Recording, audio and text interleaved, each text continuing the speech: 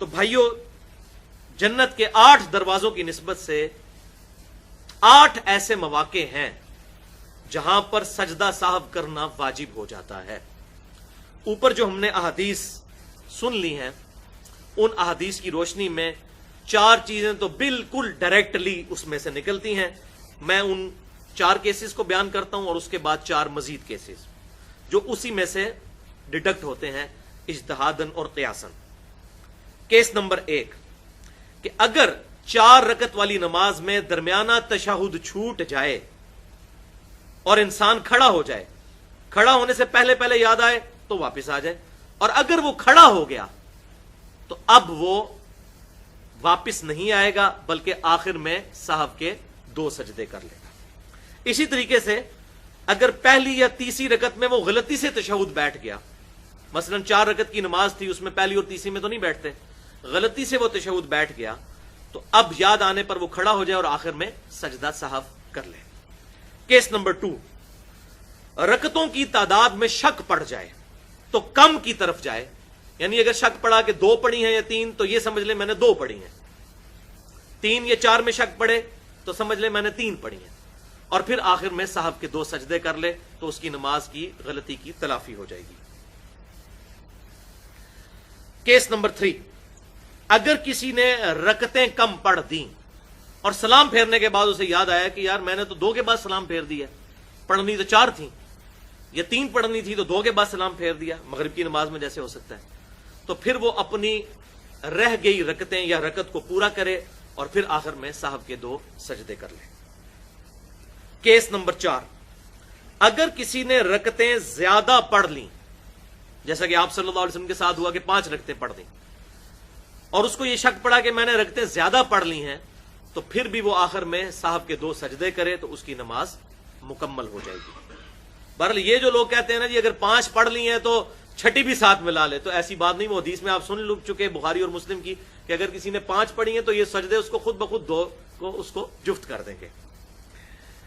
یہ وہ 4 direct cases تھے جو احادیث سے نکلتے ہیں کہ کن کن مواقع کے اوپر سجدہ سہو واجب ہو جاتا ہے۔ اب انہی کی بنیاد کے اوپر قیاس اور اجتہاد کرتے ہوئے 4 مزید کیسز کو ہم کنسیڈر کرتے ہیں، اور یہاں پر میں سیدنا عمر فاروق رضی اللہ تعالیٰ عنہ کا وہ قول بھی بتا دوں جو ہم نے اپنے منہج پہ بھی لکھا ہوا ہے۔ مصنف ابن ابی شیبہ میں انٹرنیشنل نمبر کے مطابق 22,990 نمبر اثر ہے کہ کوفے کے جو قاضی تھے،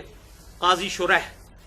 ان کو سیدنا عمر فاروق رضی اللہ تعالیٰ عنہ نے اپنے مبارک دور میں خط لکھا۔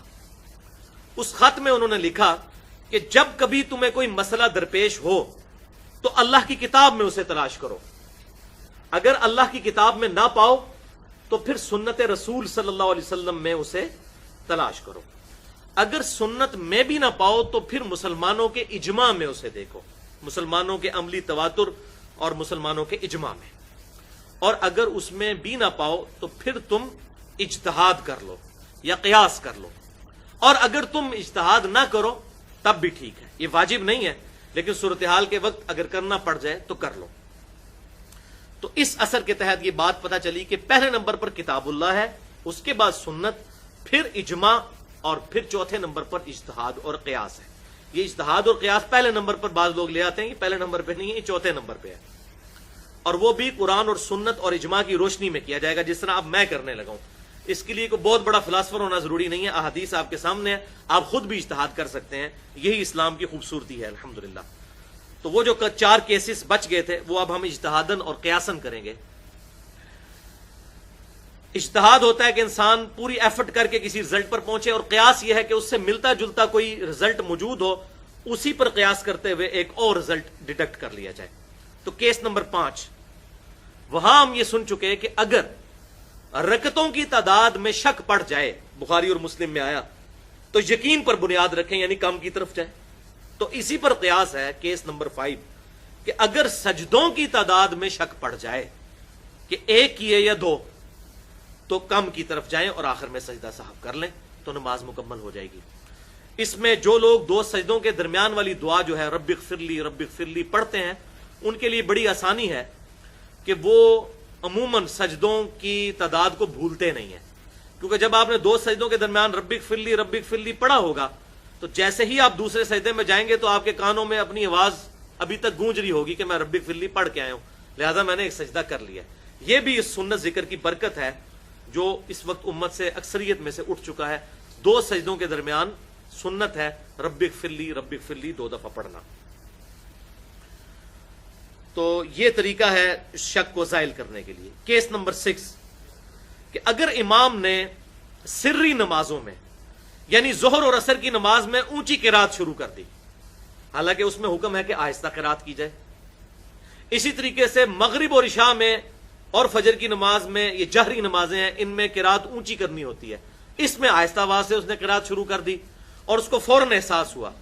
تو وہ پھر فوراً اپنی اصلی حالت میں واپس آئے، یعنی ظہر اور عصر میں ہے تو آہستہ قرات شروع کر دے، اور اگر جہری نمازوں میں ہے تو اونچی آواز سے قرات شروع کر دے اور آخر میں سہو کے 2 سجدے کر لے، اس کی نماز مکمل ہو جائے گی انشاءاللہ۔ کیس نمبر 7 اگر کسی نے رکوع یا سجدے کی حالت میں قرآن پاک پڑھ لیا تو اس پہ بھی سجدہ سہو واجب ہو جائے گا، کیونکہ صحیح مسلم میں حدیث ہے انٹرنیشنل نمبرنگ کے مطابق 1074 کہ آپ صلی اللہ علیہ وسلم نے فرمایا کہ اللہ تعالیٰ نے مجھے رکوع اور سجدوں میں قرآن پڑھنے سے منع فرمایا ہے۔ اور رکوع اللہ تعالیٰ کی عظمت اور تعریف کے بیان کے لیے ہے، اور سجدہ اللہ تعالیٰ سے دعا کرنے کے لیے ہے۔ اسی لیے آپ صلی اللہ علیہ وسلم سجدے میں سبحانک اللہم ربنا و بحمدک اللہم اغفر لی یہ دعا بھی مانگا کرتے تھے۔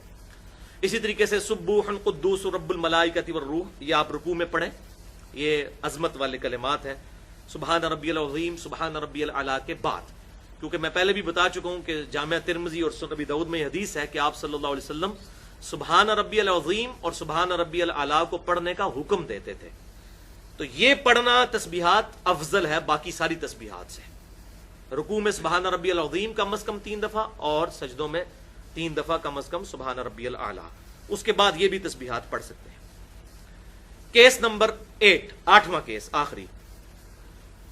کہ اگر کوئی شخص پہلی دو رکعتوں میں سورۃ الفاتحہ کے بعد قرات کرنا بھول گیا،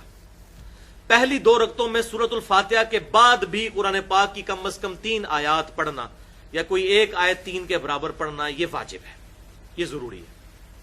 آخری 2 رکعتوں میں تو آپ صلی اللہ علیہ وسلم سے چھوڑنا ثابت ہے، بخاری اور مسلم میں موجود ہے، وہ آگے میں حوالہ بھی دے دوں گا۔